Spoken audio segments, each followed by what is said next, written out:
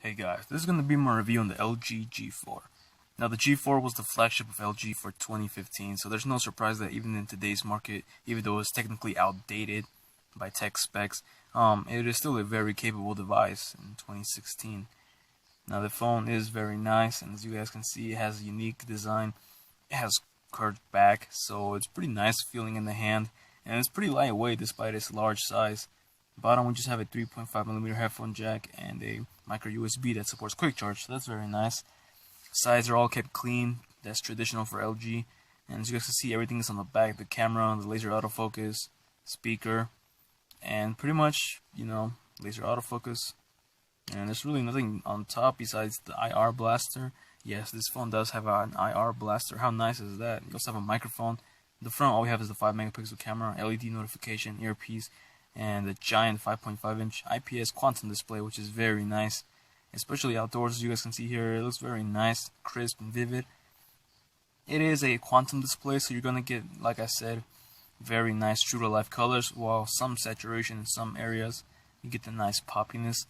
And if you turn it up all the way, which you will have to do, especially in complete brightness in the sunlight, you will have to turn up the brightness all the way, and it does kill the battery faster.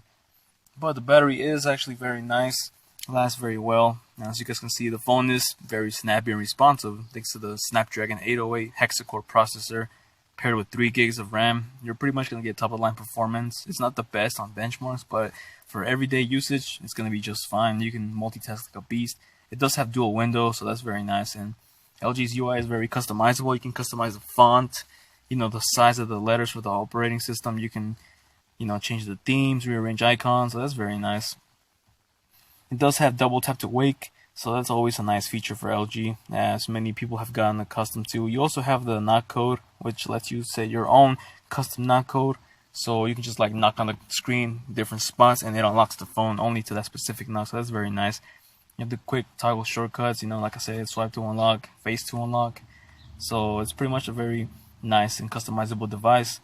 And the battery, like I said earlier, is a 3000 mAh battery. It's removable. You also have a micro USB storage, and the storage is expandable. And you also have quick charge. As you guys can see here, it's very nice and quick. It charges relatively quick. And you also have an LED notification, which helps you stay track of your battery charge or your notifications, text. So that's always very nice to have, especially on most phones these days. Now the phone itself has Android 6.0 Marshmallow, so you get pretty much the latest in the LG UI. As you guys can see here, you have a quick shortcuts to the far left. Of course, you can disable it if you want. It does speed up your phone a bit more, so I just took mine off. But other than that, it's very useful. You have your quick control, so you can use to control TVs, headsets, anything that uses infrared to control. And thanks to the 6.0 Marshmallow, it's pretty much snappy and responsive. So that's always a big plus. Have the latest and greatest software, and yeah, who wouldn't complain? I mean, everybody wants the latest and greatest, am I right? It does have a built-in cleaner though, so that's very nice for LG to include. Though you don't have to install third-party, modifiers and anything you have to change. So this does help keep your phone clean and speedy and pretty much safe. And it also improves security, so you can't just download random crap.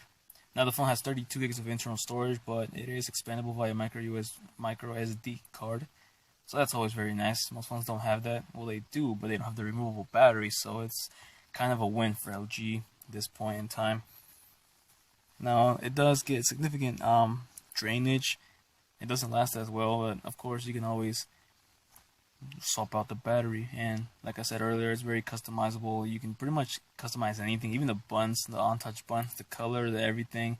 And yeah, overall you won't really have any problems while doing it, thanks to the 3 gigs of RAM and the Snapdragon 808. You just fly by apps and multitask. You do have the dual window, so that's very nice as well. And this phone should be great, especially its price point. It's pretty nice and cheap today. On eBay, you can find used ones in very good condition for around $260, maybe even less if you look hard enough. So is this phone still viable in today? Yeah, hell yeah. Especially if you want a very nice phone for the camera. The camera is a f16 megapixel with a f1.8 aperture, laser autofocus, second generation optical image stabilization, and it has full manual controls on the back. So boom. Unfortunately, it's only for the camera, but that's more than enough for the average user. So there's my review on the LG G4. There's nothing really bad to say about the phone. It's pretty much, very nice for all categories of people. You have the big screen. It's also pretty good to use in one hand. It has nice build quality, a gorgeous display, a beast of a camera. Performance is top notch, and it has a lot of functionality and customizability. So it's very nice and unique in its own way, and there's really nothing I can say bad about this phone. But yeah, I hope you guys enjoyed the video, and thank you guys for watching. If you want to see videos and pictures, check out my channel, and have a good one. Peace.